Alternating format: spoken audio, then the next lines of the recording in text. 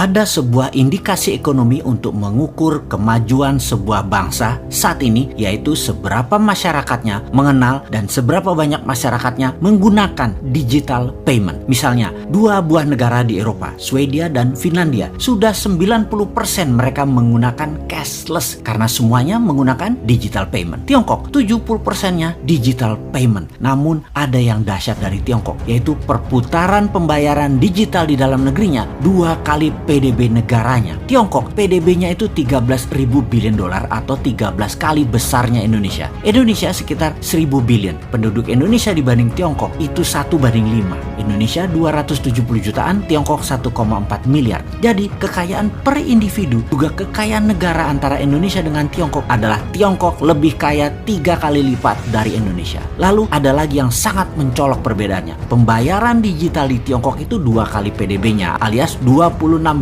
triliun atau 200% dibanding PDB. Sementara di Indonesia hanya 6% dari PDB-nya atau sekitar hanya 60 billion dolar. Digital payment di Indonesia dibandingkan Tiongkok, Indonesia hanya 0,2%-nya Tiongkok. Itu jauh, asli jauh. Digital payment itu kalau ada yang bertanya apa sih, misalnya di Indonesia itu ada kris salah satunya, atau dinaran juga bisa dipakai sebagai non-cash payment. Sungguh, strategi untuk menjadikan Indonesia negara superpower sebenarnya tidak terlalu sulit atau tidak terlalu jauh. Meningkatkan PDB dari 1.000 billion dolar menjadi 5.000 billion dolar bukan hal yang sulit. Kalau master plan-nya hanya naik 7% setahun, di akhir masa jabatan 2024 ya paling menjadi 1.300-an billion dolar saja. Tambah lagi deh 5 tahun jabatannya seperti yang diimpikan oleh banyak orang pengagumnya. Hingga tahun 2029 misalnya, paling pol nambah menjadi 1.800 billion. Itu kalau naiknya 10% pertumbuhan per tahunnya ekonomi negara. Kalau kayak sekarang minus 2%, ya nggak nyampe-nyampe cita-cita mulianya. Itulah pentingnya new mind ambil peluang, old mind minggir. Walaupun Anda populer, kasih kesempatan new mind ini adalah langkah gentle membangun bangsa. Sungguh, populer itu bagus, tapi memakmurkan, menyehatkan, dan menyelamatkan bangsa dan negara ini itu jauh lebih bagus. Dalam 5 tahun naik 5 kali lipat, bagaimana caranya? Sebenarnya nilai itu secara ekonomi itu sudah menyusul Tiongkok dalam hal perbandingan pendapatan per kapitanya. Jadi dengan langkah kecil membuat 5 kali lipat naik dalam 5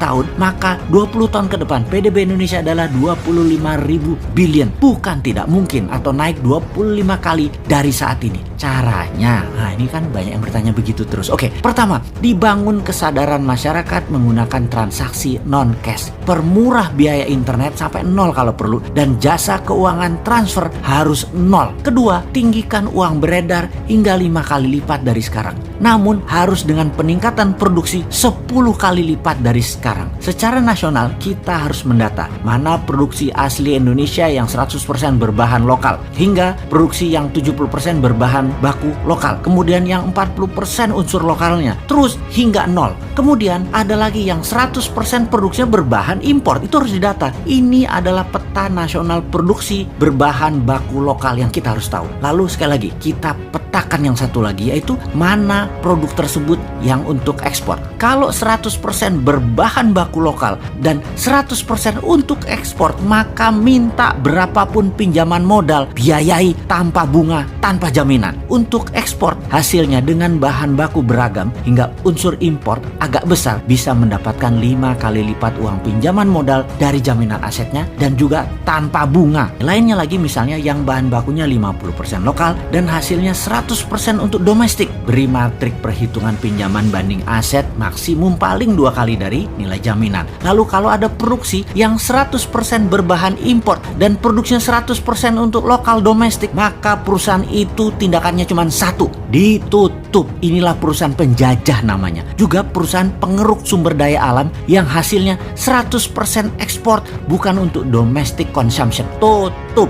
Kita harus waspada sama yang model beginian. Penjajahan ekonomi model beginian harus waspada dan harus dihilangkan. hilangkan dari muka bumi Indonesia. Juga mereka yang punya hutang menggunakan mata uang asing ini harus dipetakan. Mereka ini bisa saja kalau ada apa-apa langsung tinggalin Indonesia. Ini mereka harus diwaspadai. Mereka itu agen-agen asing sebenarnya. Nantinya mereka meninggalkan hutang dalam mata uang asing di Indonesia. Produk hasilnya juga untuk pasar lokal. Bahan bakunya import. Wis, asli ini bajingan ekonomi. Harus ditutup, harus disikat aja mereka ini. Wis, jelas yo. Jangan nanya lagi duitnya dari mana. Jangan sampai ketinggian ilmu, sampai nggak bisa diaplikasikan. Saat ini terbukti loh, kalian itu sudah 40 tahun dikasih kesempatan para ekonom tersebut, ternyata nggak pernah bikin rupiah menguat, tapi mau ngajarin generasi new mind hal yang tidak terbukti tadi. Katanya bisa membuat ekonomi negara nantinya jadi berdaulat. Stop, mana terima kaum new mind sekarang, udah enek sama lu.